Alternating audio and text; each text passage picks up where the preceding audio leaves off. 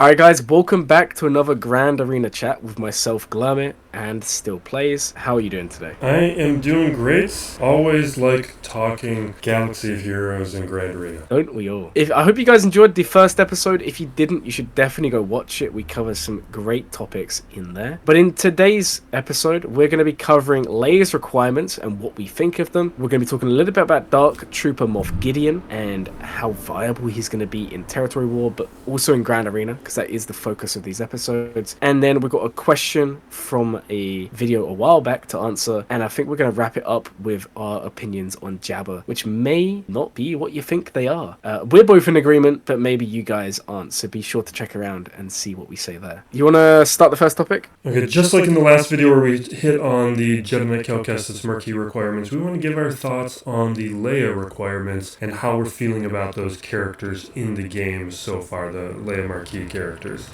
And I want to start with Captain Rex, because my early feelings on him were a little inconclusive. I wasn't really sure how to feel about him, but now that we've had enough time with him where we can start understanding what we can do with that character, I have been extremely impressed to the point where you got to rush out and make sure you have a usable Phoenix squad with a Captain Rex. Because early on I was thinking, yeah, it's a good squad, but you need relics on it. Now I don't feel that way anymore. You can, if you have a relic hair from Profundity, you got that, but Gear 12 across the rest, or even mixed Gear 12, Gear 11 characters, that's going to be enough for two really critical counters. One is Admiral Raddus, and you need to have them at that Gear 11, Gear 12 level so that they can survive the opening. But once you get through the opening, you can basically take down Raddus without any issue, and that adds a ton of flexibility to your offense, where Raddus, you need to save a team of a certain level for. So now that gives you just another weapon to do it with. But what I've been most impressed with is he autos Third Sister without relics. Really impressive and huge change to things, where it now raises questions of, do you use Third Sister the way that you do? Because it's one thing if you need full relics on those characters to take down a Third Sister. It's another thing entirely where we can take a team of that low investment and take down what was one of these stronger, more problematic defensive teams. I love the point you bring up on Raddus, because I'm just going to be honest, where I'm at, Raddus doesn't even come into the question. So I think that's a really good point you brought that up. Because for me, the counters I'm using Rex for is Jabba, I'm using him for Lord Vader, or I'm using him for Reva. Just those three. But I think it's very good you brought up the Adrad, because Adrad is one of those teams where if you don't save that character, as you said, you are going to struggle. So I think that's really good. And for that reason, it's going to benefit everyone so much. Being able to take, a Gear 12 team or below against a full relic team that a lot of people have because of Profundity, and be able to beat that is just unbelievable. Yeah, and then some of these other characters, Drogon feels like a character that he's a character without a home until you have Leia. He kind of has some of those, kind of almost like BT1 and 000 were kind of like non-factors until you get Afra. That's kind of how I'm feeling about him. Scout Trooper is very interesting, where I play around with him. He's clearly very good. He's clearly helping things, but it's a character where I do think he's going to jump up a level once I have him at relics, but already I've had some fun like revisiting the Moff Gideon Imperial Remnant squad and having some use there. And Princess Nisa, I know you've got a lot to say about too. So I wanted to jump in and say Scout Trooper, I think, will end up being the best of the requirements. And that may sound a little bit crazy, but we haven't seen the true potential here, because Scout Trooper really needs that Imperial Remnant team. So the second special is Zeta. If the ally in the leader slot is Imperial Remnant, Scout Trooper's Imperial Precision gains 40% bonus damage, stacking until the end of the battle, and the assisting ally is not affected by damage penalty. Now, let's fast forward. We just got the Datacron set come live. We have 4 Grand Arenas for this to be in action. There is a Datacron for Scout Trooper, which increases this damage even higher, upwards of, I think it's 200 or 300%. We also have Beskar Gideon coming in 3 months. So get that level 9 for Scout Trooper and just prepare to have fun as soon as Gideon comes out, because you're going to have 1 month where this is going to be game breaking. I can tell you now. So I'm really excited for that. And the Zeta here, if the ally leader slot is Imperial Remnant and no other allies use Empress Trap, you basically give Empress Trap to the team. Now, what I kind of want to touch on is Imperial Remnants, but we're going to talk about that when we talk about Gideon a little bit. But I really do think Scout Trooper is going to be the best of the bunch. But hey, let's talk a little bit about Nisa. So on my alt account, I do have Relic Ewoks. I've now relicked all of them with the exception of Nisa, who will be done in hopefully 2 to 3 weeks. And Nisa is just so good, so underrated. You can beat JML, you can beat some versions of Starkiller, both in Grand Arena and Territory War. It's easier in Territory War because of Omicrons, but it can work in Grand Arena. You can also beat some other stuff. I've seen it work for Lord Vader cleanups. So, you know, if you have a Lord Vader without Royal Guard, you can absolutely clean it up with Ewoks. And just in general, it's just a really nice flex team to have. So I don't really know what else to say other than Ewoks. Nisa's fun. And especially with the Datacron, we covered it in the last video, but I really do think there's potential there for Nisa to do well. My only critique of this is Nisa's going to require so many Zetas to get up and running. You need one for her, you need one for Chirpa, you need one for Logray, and you need, is it 1 or 2 for Wicket? I can't remember if Wicket has 2 or not. I think so. How many? Yeah, I think it's 1 as well. I thought there was one who required 2 Zetas. You also need one for Papler as well. Yeah, it's 1. So you're going to need 5 Zetas and 2 Omicrons to get the most out of Nisa. So that's my only critique.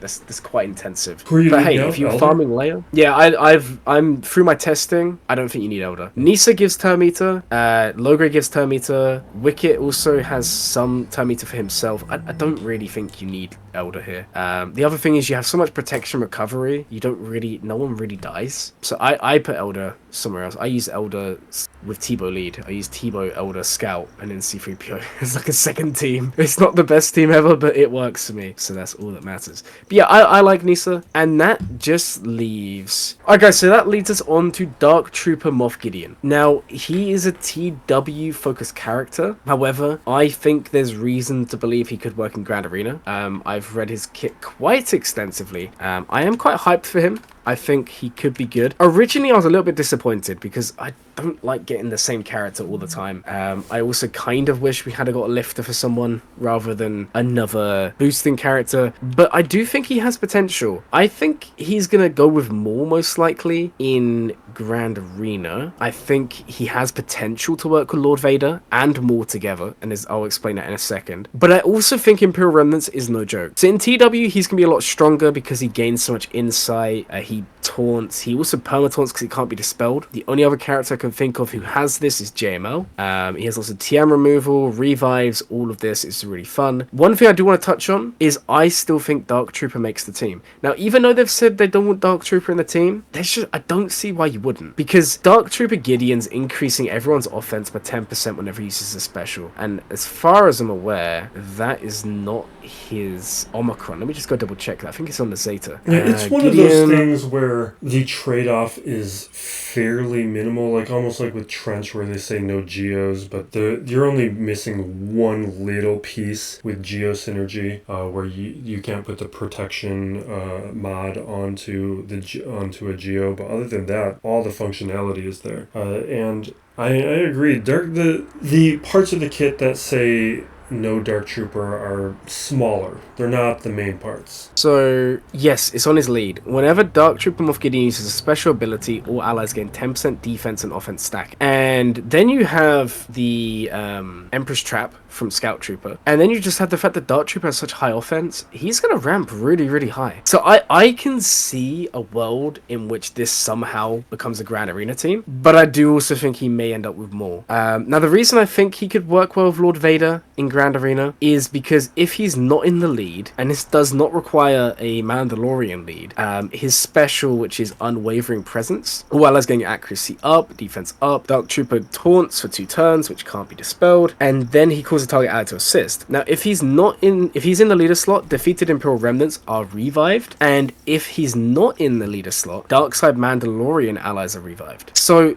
if you run him with Lord Vader, there is the potential he just revives more. And that could be really, really frustrating. Yeah. So that's why I kind of think he could work with Lord Vader. But honestly, my initial opinion is either Imperial Remnant or he's going to be used with Maul. So I don't know what you think. Hey, he's clearly intended to be used with Maul, and with the touch-up, I can see it being a fairly effective defensive squad. I don't know how good it'll be, though. There's a number of ways to manage a Maul squad without too much issue. Like, I'm curious if my JTR Swallow counter is going to still be fairly effective. There is a bunch of boosted defensive stats where it might nullify the damage output and the one-shot capabilities, but if it still exists, then the squad could be managed fairly easily. He's a character that...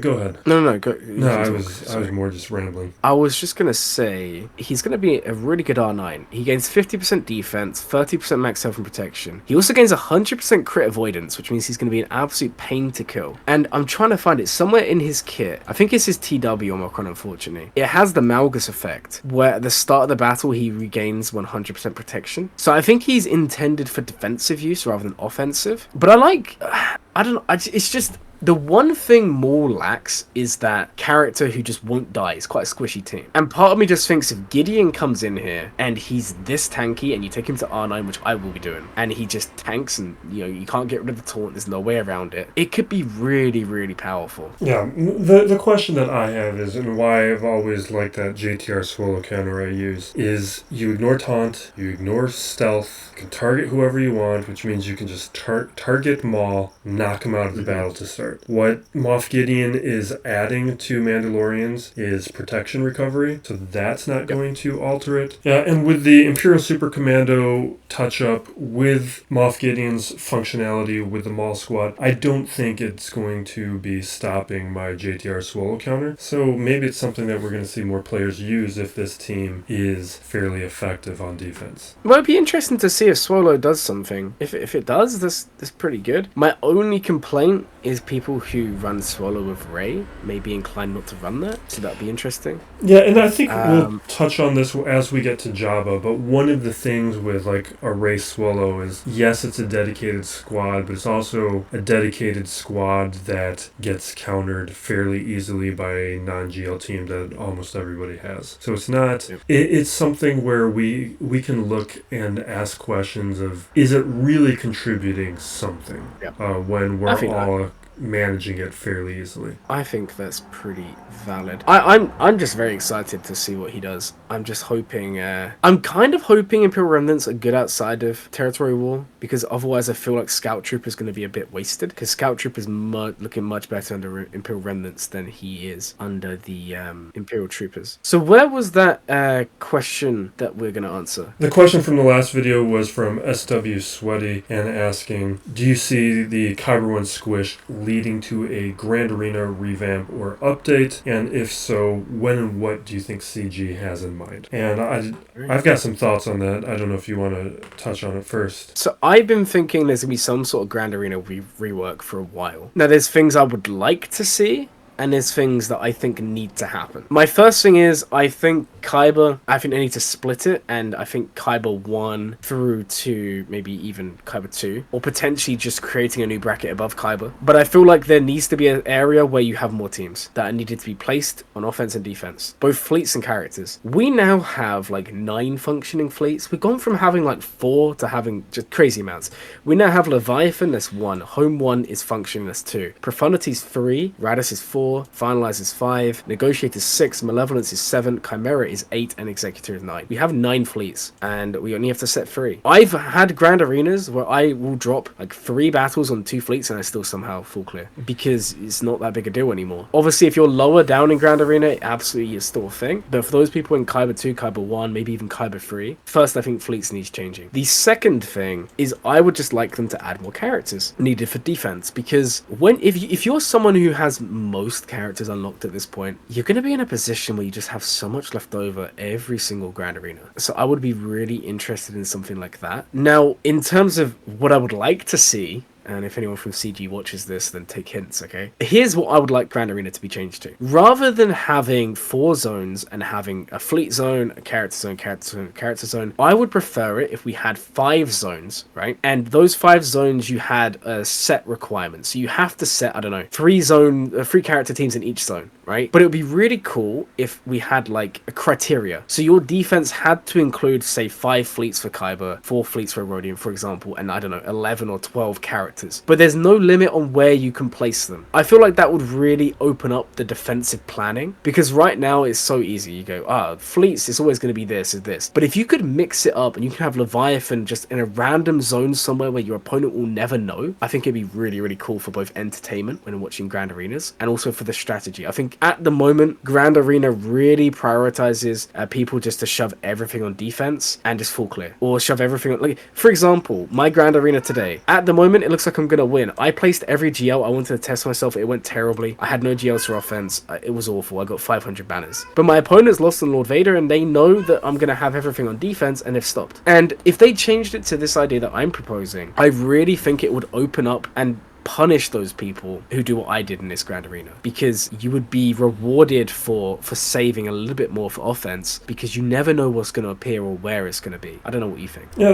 that's interesting. I think overall in general the question, I don't know if CG has a problem with the Kyber 1 swish. I think it probably is one in the long run, and I think changing things or shifting the divisions again would have some benefit, but it doesn't really fix the overall problem of Grand Arena and some of the issues there. It's more of a aesthetic thing from my vantage point.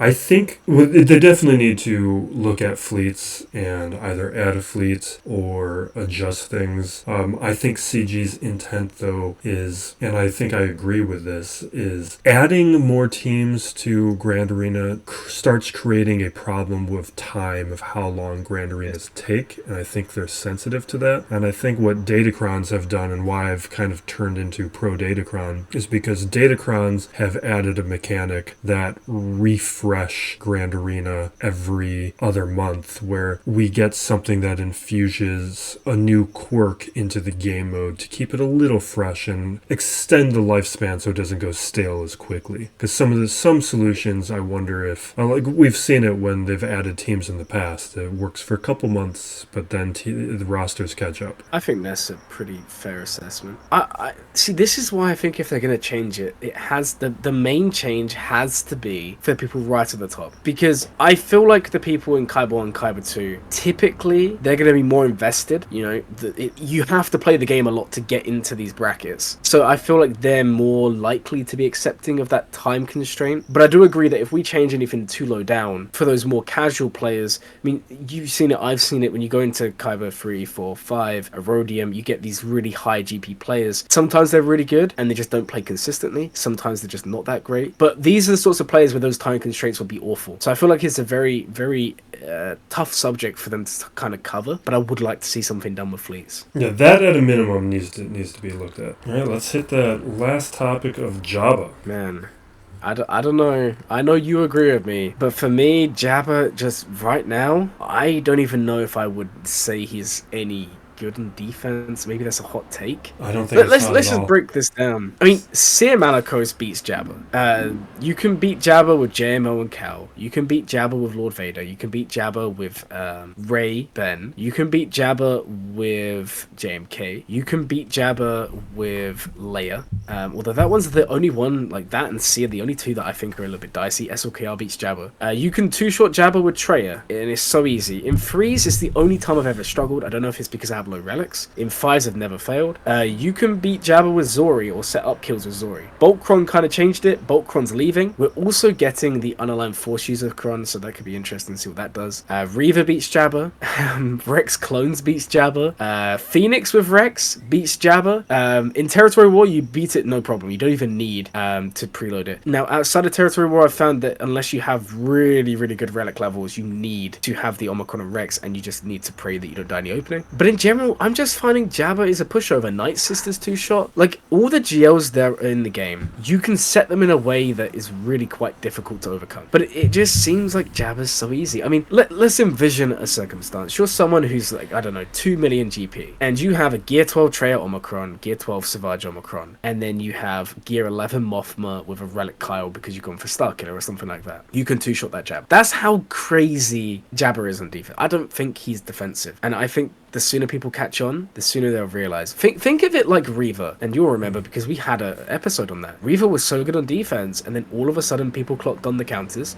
Thrawn can beat it if you saw the Van Seal video the other day. You also have Phoenix beating it. Bounty Hunters can beat it. There's so many ways around it now that people worked it out. And it's exactly the same with Jabba. The only difference is it took so long because he had his Datacron, which really clouded a lot of the testing. And then when that left, he got Boltcron, which also clouded it. But now we're coming to the end of this. I really don't see a world in which Jabba's good on defense. And CG added a lot of Omicrons, like the Treya Omicron or the Marin Omicron. Like these were all newer things that were added. So Jabba was a lot harder when he was introduced, but CG has released the majority of the things that have been released, maybe not majority, but a lot of the things that have been released work very effectively up against Jabba, to the point where I think a lot of us are reconsidering. The only issue for me is, do I really want to use him on offense? I don't need to use him on offense, but I do want a GL on defense, so I'm kind of just putting him there because I want to have somebody there, but it's not an effective team. And I think as more people understands that you can just like Night Sisters Marin and maybe clean it up with a Mon Mothma if you have to. Like there's no other GL where you can take them down with squads of that level of no journey guide characters. And that is a situation where it is, I think these days you have to say he's the worst defensive GL in the game. I agree. And I hate to say it, and now I know someone's going to come in here and say, oh, but Sith Eternal or JML. JML, if you add Calvin, obviously becomes a little bit more viable. Sith Eternal, you have Savage in there. There's no necessarily easy counter. Jabba's just... I mean, I'm with you. Where do you use him on offense? To beat JMK? Reaver does that. To beat Rey? Maybe, but Starkiller does that. Well, JML, even though there's strong counters to it, there aren't cheap counters to it. And that's the thing with Jabba. Yeah.